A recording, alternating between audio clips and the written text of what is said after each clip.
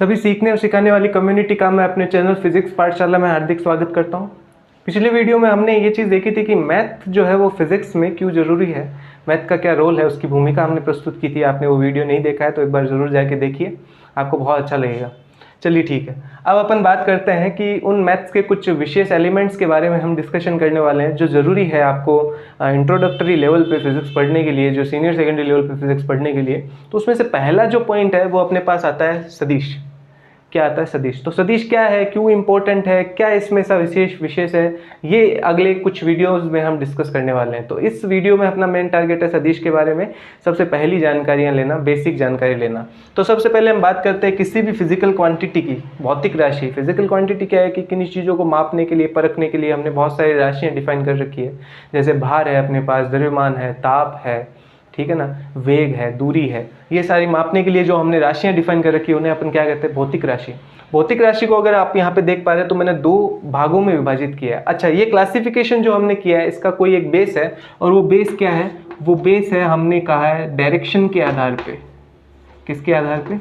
Direction के आधार पे, यानी कि दिशा के आधार पे हमने क्या किया है? वर्गीकरण किया है यहाँ पे। तो किसी भी फिजिकल क्वांटिटी को डायरेक्शन यानी कि दिशा के आधार पे दो भागों में विभाजित किया जा सकता है, जिसमें से पहला भाग है अदिश और दूसरा भाग है सदिश, यानी कि स्केलर और दूसरा है वेक्टर। ठीक है, तो अब अगर दिशा के आधार पे, तो मतलब ये बात तो अपने को पहले ही क्लियर हो जानी चाहिए कि एक में दिशा होगी, एक में दिशा नहीं होगी। तो चलो इसके बारे में और बात करेंगे। यहाँ पे मैंने एक छोटा सा टेबुलेशन आपके सामने प्रस्तुत करने की कोशिश की है जिससे आपको इसका और ज़्यादा अच्छा व्यू नजर आए। तो हमने यहाँ पे कुछ विशेष फैक्टर्स लिखे हैं जिसमें है परिमाण, दिशा, योग, नियम, जोड़ना, है ना। योग यहाँ पे क्या है? जोड़ना। वो बाबा रामदेव वाला योग नहीं है ना। योग मतलब जोड़ना। और चौथा अपना पॉइंट है उदाहरण। तो परिमाण मतलब मैग्नीट्यूड, और दिशा यानी डायरेक्शन, योग एडिशन, जिसकी अपन एडिशन की बात करते हैं। उदाहरण एग्जांपल क्या लेते हैं अपन? तो सबसे पहले अपन बात करते हैं परिमाण की। क्या ये फैक्टर दोनों राशियों में होगा या नहीं होगा? परिमाण होता है क्या है, इसके बारे में छोटी सी जानकारी, ज़्यादा नहीं चाहिए आपको इसके लिए। परिमाण का मतलब वो चीज़ कितनी है, ज़्यादा है, कम है, छोटी है, बड़ी है, इस तरह का इन्फॉर्मेशन देने वाली चीज़ हमारे पास क्या कहलाती है? मैग्नीट्यूड, उसका परिमाण। तो परिमाण अपने पास क्या है? क्या वो अदिश में होता है? डेफिनेटली होता है जी, वो तो हर राशि में होता है। परिमाण तो होगा ही होगा आपके पास में, कम हो, ज्यादा हो, जीरो हो, लेकिन परिमाण जरूर होगा। तो अदिश हो चाहे सदिश हो, परिमाण दोनों में ही होता है। तो यहाँ पे भी मैंने टिक लगा देना और यहाँ पे भी टिक लगा देना, दोनों में ही परिमाण होता है। दूसरी बात डायरेक्शन, दिशा। तो दिशा के आधार पे क्लासिफिकेशन है, तो एक में दिशा होगी, एक में दिशा नहीं होगी। यही सबसे बड़ा पार्ट है इसका।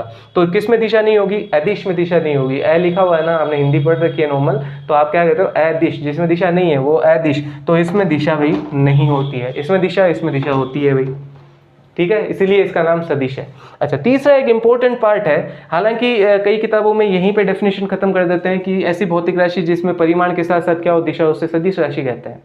लेकिन ये तीसरा पार्ट जो है वो अब सीनियर सेकेंडरी लेवल पे आने के बाद आपको जरूरी है, आपको जानना जरूरी है। हम डिस्कस करेंगे कि क्यों ये इंपॉर्टेंट है। लेकिन यहाँ अगर अपन बात करें योग की, तो ये बीजीय गणित जो है, बीजीय गणित है ना, अलजेब्रिक,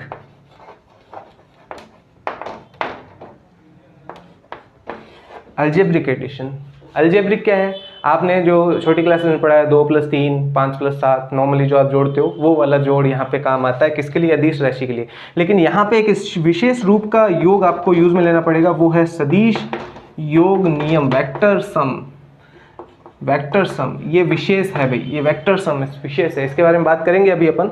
लेकिन पहले ये बात कर लेते हैं कि भाई ये तीसरा फैक्टर है और ये बहुत इंपॉर्टेंट है। ये ध्यान रखिए आप बात, ये दो चीज़ों से सदिश को डिफाइन नहीं किया जा सकता। तीसरा पॉइंट बहुत इंपॉर्टेंट है, इसके बिना आप सदिश को डिफाइन नहीं कर सकते। इसके बारे में बात करेंगे अपन। एक ऐसा एग्जांपल लेंगे जिसमें जो लगता सदिश है पर सदिश नहीं है, एक ऐसा एग्जांपल भी लेंगे जो लगता अदिश है पर अदिश नहीं है। तो इनके बारे में बात करेंगे अपन। उदाहरण बहुत ज़्यादा वाइड नहीं लेके जाएंगे, धीरे धीरे अपन इनका डिस्कशन क्योंकि करने ही वाले हैं। तो मैं यहाँ पे एक या दो ही उदाहरण ले लेता हूँ। एक ले लेता हूँ मैं मान लो दूरी, और दूसरा ले लेता हूँ मैं मान लो द्रव्यमान, है ना। तो दूरी के बारे में बात करते हैं तो अपन कभी भी दिशा का कोई आभास उसमें नहीं होता है ना। तो द्रव्यमान के बारे में बात करते हैं, 2 किलो है, 5 किलो है, इनके बारे में बात करते हैं तो इनमें कोई भी दिशा नहीं होती है। फिर अपन बात करते हैं आगे, इसमें सदिश का उदाहरण क्या है? सदिश का उदाहरण मैं लिख देता हूँ, विस्थापन आप वेग। सरल एक बार रख लेते हैं, आगे आपको धीरे धीरे और जानकारियां होती रहेगी, है ना। इनमें ही चलना है अब। फिजिक्स इन्हीं में चलना है, यही सब चीज़ें आनी है, बार बार रिपीटेटिव आनी है।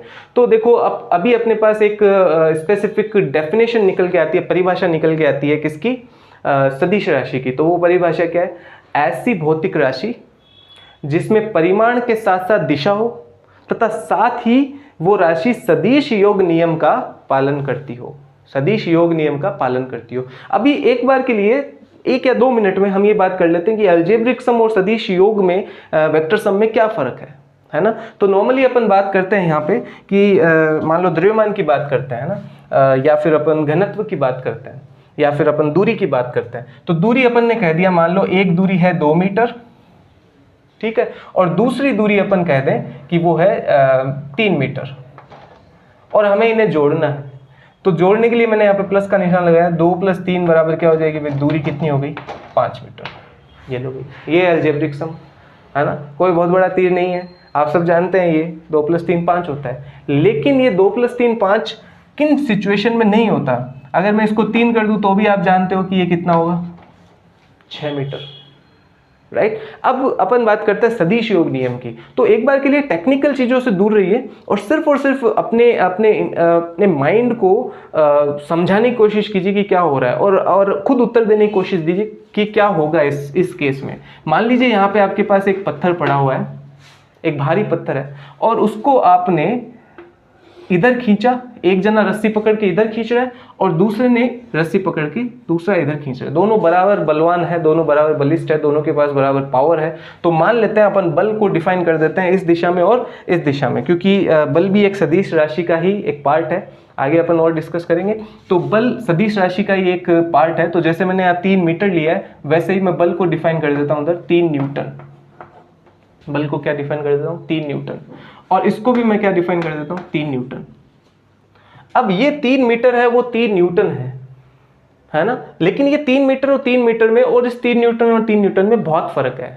ये तो आपका सबसे पहला माइंड सीधा ही कह देगा, क्यों, क्योंकि एक इस डायरेक्शन में लग रहा है, एक इस डायरेक्शन में लग रहा है। यही तो सदिश है, यही तो सदिश है। 3 न्यूटन तो हमें ये बता रहा है कि भाई उसका परिमाण कितना है, और ये तीर जो है हमें बता रहा है कि वो किधर लग रहा है। तो परिवर्तन तो सीधा सीधा आ गया। अब अपन क्या, आपका माइंड क्या कहता है कि क्या हम, अगर हमें कहे कि टोटल बल कितना लग रहा है इस पत्थर पे, तो क्या आप सीधा कह दोगे 6 न्यूटन। मान लो आप 6 न्यूटन कह भी दो, तो वो लगेगा किस दिशा में, समझ रहे हो बात। तो इसलिए इनको सीधे सीधे जोड़ने का ऑप्शन नहीं होता है अपने पास। एक बार के लिए भूल जाओ कि कितना लगेगा, एक बार के लिए ये सोचो किधर लगेगा, है ना। आप एक पत्थर को इधर खींच रहे हो बराबर, और एक इधर खींच रहे हो, तो आपका माइंड क्या कहता है, ये पत्थर किधर जाएगा।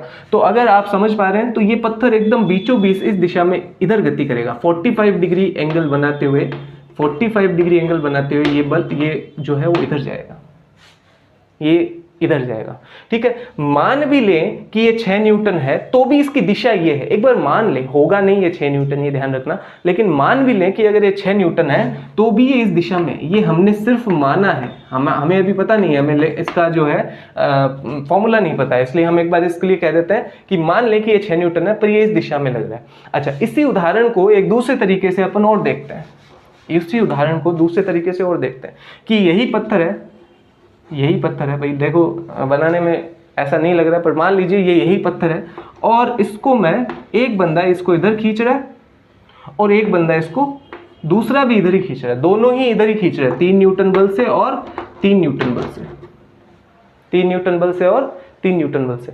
अब हम सीधा सीधा कह सकते हैं कि इस पे जो जो परिणामी जो लगेगा, है ना, वो लगेगा 6 न्यूटन। वो किस दिशा में लगेगा, पत्थर किस दिशा में जाएगा, पत्थर इसी दिशा में जाएगा। तो हालांकि मैंने आपसे कहा ये 6 न्यूटन नहीं होगा, तो कंफ्यूजन दूर करने के लिए मैं इसको x कह देता हूँ, आगे फॉर्मूला देखेंगे क्या फॉर्मूला है, बट ये इधर जा रहा है और ये 6 न्यूटन के साथ इधर जा रहा है।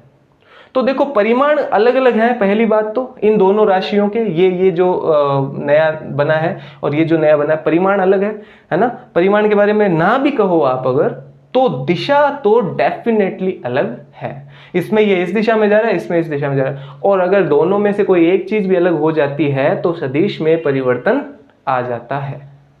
समझ रहे हो मेरी बात। तो भाई ये जो मैंने डिस्कशन किया है, ये इसलिए किया है कि भाई वेक्टर्स जो है वो अदिश या स्केलर से किस तरह से परिवर्तित है ना, और चीजें किस तरह से बदल जाती है जब हम वेक्टर्स में जाते हैं, और सदिश योग नियम क्यों इंपॉर्टेंट है वो अलग है है ना, वो सामान्य योग नहीं है। तो भाई अभी के लिए अपन इस डिस्कशन को यहीं पे ओवर करते हैं, है ना। आई होप कि आपको ये वीडियो पसंद आया होगा, आपको समझ में आई होगी चीजें। एक बार के लिए अपन फिर ये डिफाइन कर देते हैं कि भौतिक राशि क्या, सॉरी ये वेक्टर क्या होता है। तो वेक्टर के लिए हमारे पास क्या है, ऐसी भौतिक राशि जिसमें परिमाण हो, साथ ही दिशा हो और वो सदिश योग नियम का पालन करे, तो उसे अपन कहते हैं सदिश राशि। ठीक है भाई, ये अपना डिस्कशन यहीं पे क्लोज होता है, यहीं पे खत्म होता है। आई होप आपको वीडियो पसंद आया होगा। अगर ये वीडियो पसंद आया तो आप इस पर लाइक कीजिए, कमेंट कीजिए अगर आपकी कोई क्यूरी है तो।